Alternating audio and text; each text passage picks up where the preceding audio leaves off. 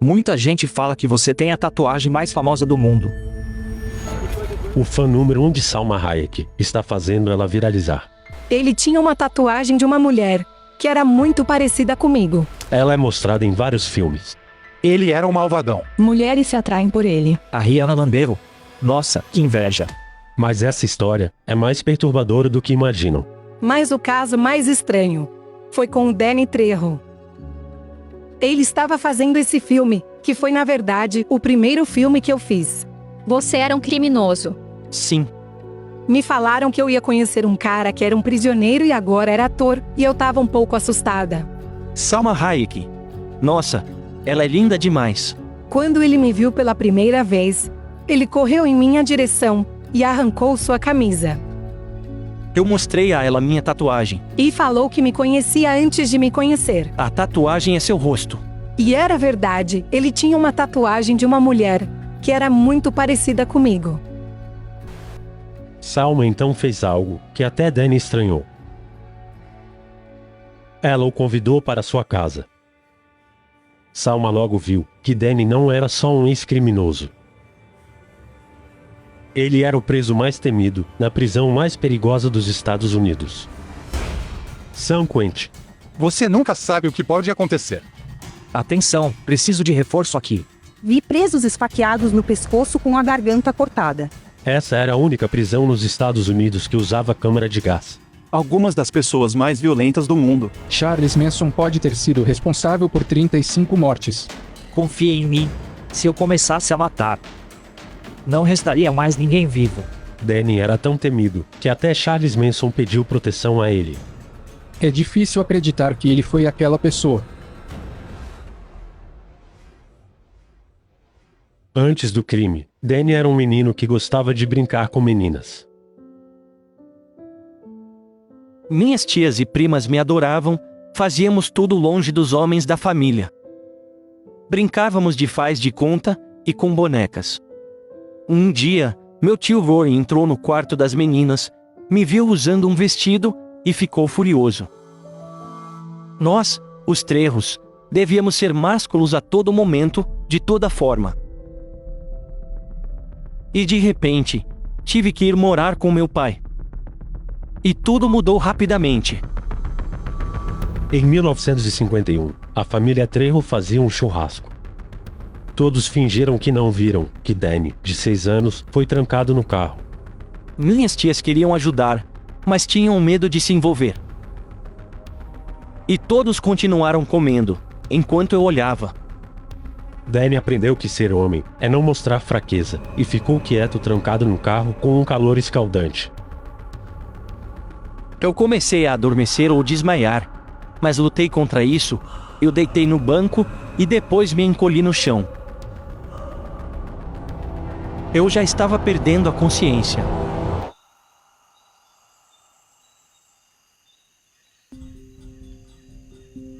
Mas de repente, alguém veio ajudar. Era o meu tio Gilbert, a única pessoa que não tinha medo do meu pai. Embora o pai do Danny tivesse dito para todos deixarem Danny no carro, Gilbert o tirou de lá. Meu pai começou a gritar com ele por isso, e Gilbert disse para ele relaxar. Ele era um herói. Eu rezava a Deus para ser como ele. Nos anos seguintes, Gilbert deu a Danny algo que seus pais não deram. Eu lembro de falar com minha mãe quando ela estava no telefone, ela mandava eu calar a boca e ficar quieto, e com o meu pai, a mesma coisa. Já com meu tio Gilbert, ele falava para a pessoa esperar e me perguntava o que eu queria. Mas havia um motivo do tio Gilbert sempre ter tempo para o Danny. Todos sabiam. Meus pais fizeram de tudo na época para eu me afastar dele. Meu tio sempre tinha um maço de dinheiro no bolso. As mulheres, o carro e a grana, eles queriam isso. Tudo o que Gilbert fazia, eu seguia. Se ele jogasse futebol, eu jogaria também. Mas no caso, ele era um traficante de drogas.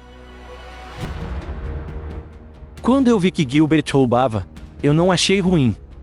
Eu achei até meio heróico. Seu tio Gilbert foi o único homem que mostrou compaixão a Danny. Quando Danny fez 8 anos, seu primeiro crime foi um ato de compaixão. Nós caminhávamos à noite, quando ouvimos vacas mugindo, e pareciam que estavam sofrendo. Então pulamos uma cerca alta, e libertamos todas elas. As vacas mal podiam esperar para fugir dali. Elas devem ter se sentido muito bem por algumas horas.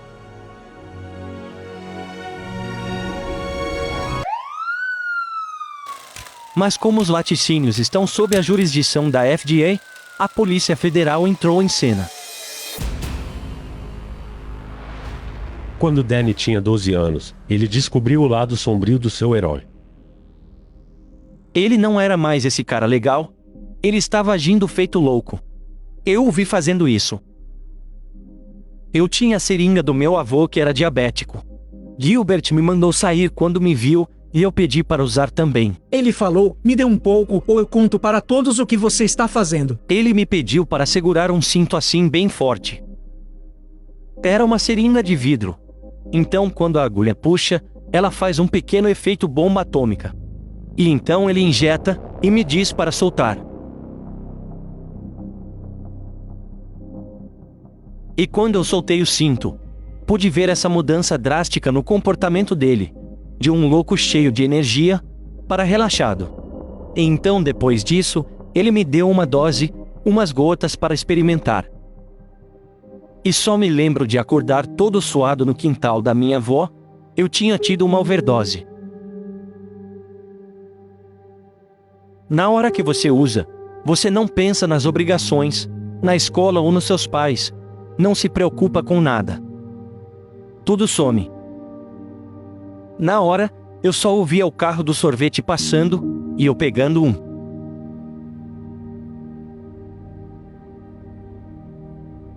E Danny se tornou igual ao seu tio.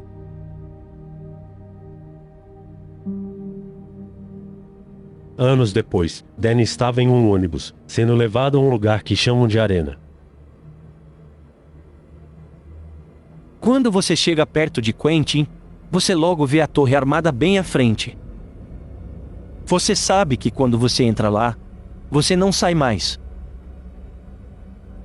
O lugar é enorme. Assim que o ônibus chega, a tensão começa.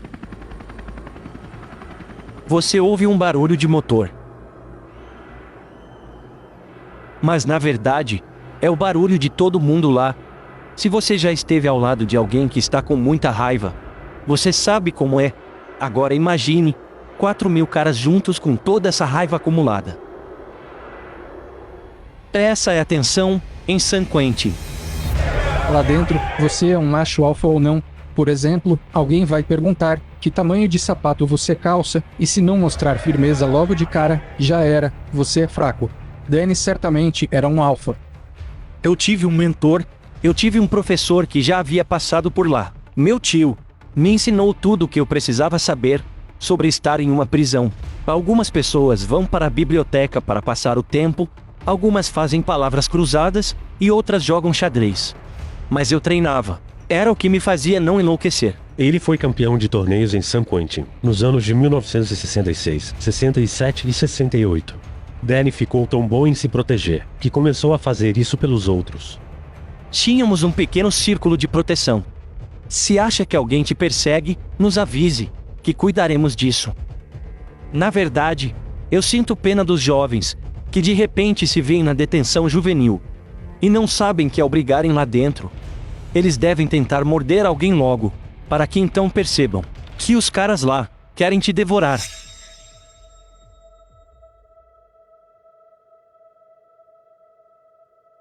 Às vezes, você percebe o que está se tornando. Eu estava jogando dominó com muita gente ao redor e valia muito dinheiro. Eu estava ganhando, eu tinha a ponta de 5 e falei: essa é minha. De repente o cara cai sob a mesa e começa a sangrar. Alguém tinha batido nele feio. Todo mundo começou a correr e eu gritei: esperem, esperem, calma, eu tenho a ponta de 5. Eu lembro que eu estava na minha cela, ainda com minhas peças de dominó, e pensei: quem estou me tornando? Esse cara estava morrendo, ele tinha uma mãe, um pai, e talvez filhos. E eu estava gritando sobre meus 5. Ele percebeu que algo nele mudou naquele dia. Ele já não era mais aquele Danny do passado. Ele era agora um monstro. Danny então se lembrou do garoto que ele foi um dia, um garoto que se preocupava com os outros. Eu sentei na cela e percebi que minha vida havia acabado. Se eu não mudasse o rumo da minha vida, ficaria preso para sempre. Naquela noite, Danny decidiu que viveria do seu jeito, e não como seu tio havia ensinado. Eu não pensava nisso como uma grande mudança, eu pensava apenas em cumprir uma promessa. E então, a partir daquele momento, eu comecei a me dedicar a fazer coisas em benefício de outras pessoas, sem a expectativa de receber qualquer tipo de recompensa.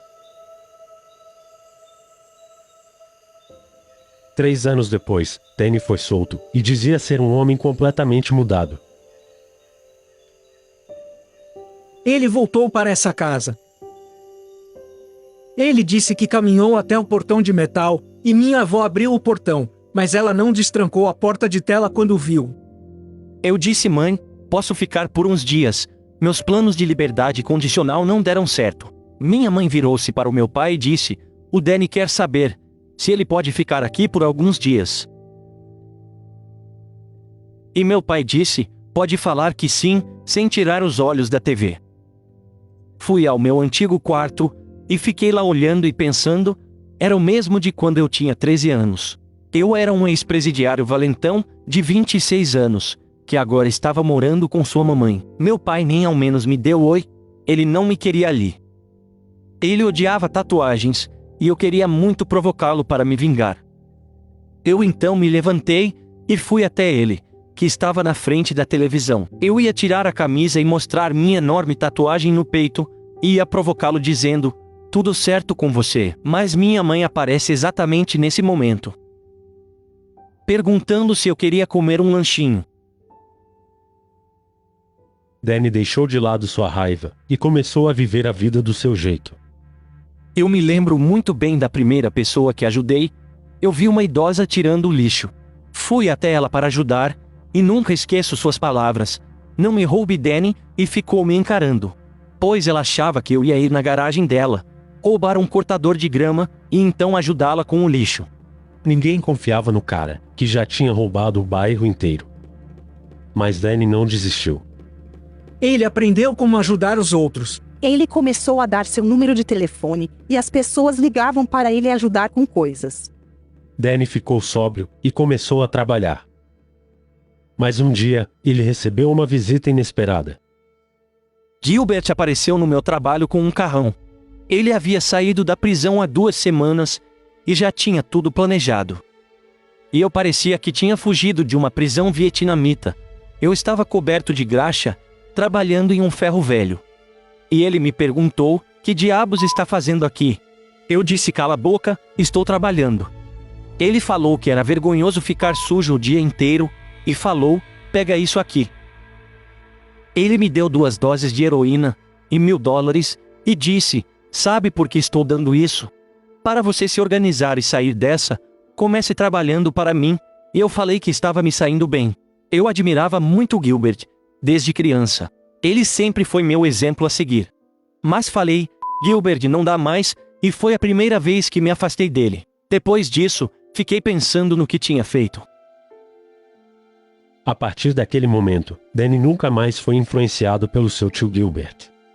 Ele teve uma overdose e morreu. Meu primo o encontrou sem vida.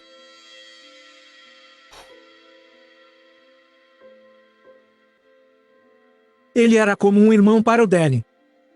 Mesmo que o Danny não estivesse mais no mesmo caminho que o seu tio, ele ainda amava muito o Gilbert. Após a morte de Gilbert, Danny começou a se comportar novamente como um condenado. Após sua estreia de sucesso no cinema, o diretor de 23 anos Robert Rodrigues está escalando seu próximo filme, estrelado por Antônio Bandeiras e a novata Salma Hayek. Você e a Salma desenvolveram uma troca muito bacana. Ela é uma mulher muito linda, foi fácil e sensacional. Eu adoro o Antônio, mas às vezes ele me batia com o violão, quando ele começava a girar, e eu gritava: Antônio. Eu precisava de um assassino silencioso que usasse facas, então eu disse ao diretor de elenco para encontrar alguém com cara de malvado, pois ele não teria falas. E quando Danny entrou, eu me espantei. Quem é esse cara? Ele é sinistro demais. Eu conheci a Salma. Ela é incrivelmente bonita. Faz você querer arrancar seus olhos e nunca mais olhar para ninguém. Me falaram que eu ia conhecer um cara que era um prisioneiro e agora era ator, e eu tava um pouco assustada.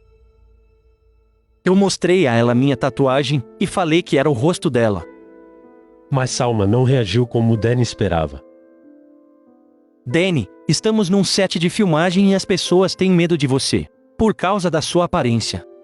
Quando ouvi isso, comecei a me odiar. Uma vez criminoso, sempre criminoso. Uma vez criminoso, sempre criminoso.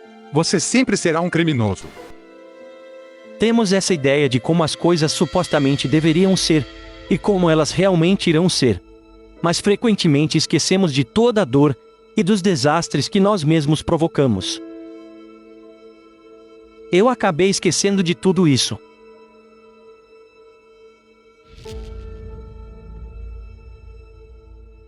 Mas foi Danny quem subestimou a Salma. Na véspera do dia de ação de graças, ela me ligou, 2 meses depois das gravações. Já tínhamos terminado o filme, e ela disse, Danny, quer vir para o jantar de ação de graças? E eu logo aceitei o convite. Depois eu pensei, ela preparou um jantar de ação de graças em família, e me convidou. Ela não sabe disso, mas fui chorar no banheiro. Eu não podia acreditar. Ela foi tão gentil. Inacreditavelmente gentil e generosa. Se você fez algo errado, não se deixe abater por isso. Seu erro é uma ferramenta valiosa para o seu crescimento. Nos anos seguintes, o mundo finalmente conseguiu ver quem Danny era de verdade. O ator Danny Trejo agiu como um herói de verdade hoje. Uma câmera de segurança filmou um carro sendo atingido no cruzamento por outro carro. Eu só queria chorar, eu sabia como ele estava assustado. Fui pegá-lo, e percebi que ele tinha necessidades especiais. Crianças autistas não gostam de toque. Foi quando eu disse para ele, use seus superpoderes agora, e me agarre. E ele então me agarrou, e assim, eu pude segurá-lo, e tirá-lo do carro. O menino e a avó já estavam juntos, 3 pessoas foram levadas ao hospital após o acidente, mas ninguém ferido gravemente, muito disso graças a Danny Trejo. A avó dele estava um pouco machucada, e ele falava, superpoderes vovozinha, superpoderes, e na hora, fiquei sem reação. Quando ele tomou a decisão de que seria diferente, ele teve que se reconstruir do zero. Mas agora ele sabe que está completo. As pessoas o chamavam para falar pelos Estados Unidos. Um dos melhores palestrantes motivacionais é Danny Trejo. Um dia, é tudo o que tenho. Entendem como eu vivo hoje. Ele de fato dirige por aí, para na rua, e distribui brinquedos para as crianças. Para ser meu amigo, você tem que ter roupa térmica, meias e camisetas no porta-malas, para doar aos sem-teto. Ele dedicou sua vida a ajudar os outros. Trejos Tacos é sobre retribuir. Estamos criando uma fundação para autismo. Eu acho que ele realmente viu o valor da vida. Tudo de bom que aconteceu na minha vida, aconteceu diretamente, graças à ajuda de alguém. A cidade que ele aterrorizava na juventude, agora tem um mural dele, por todo o bem que ele fez. O mural não representa só ele, mas também muitas pessoas que conseguiram mudar de vida. É um símbolo de esperança. É um símbolo que diz, eu posso evoluir. Eu posso mudar. E eu posso sonhar.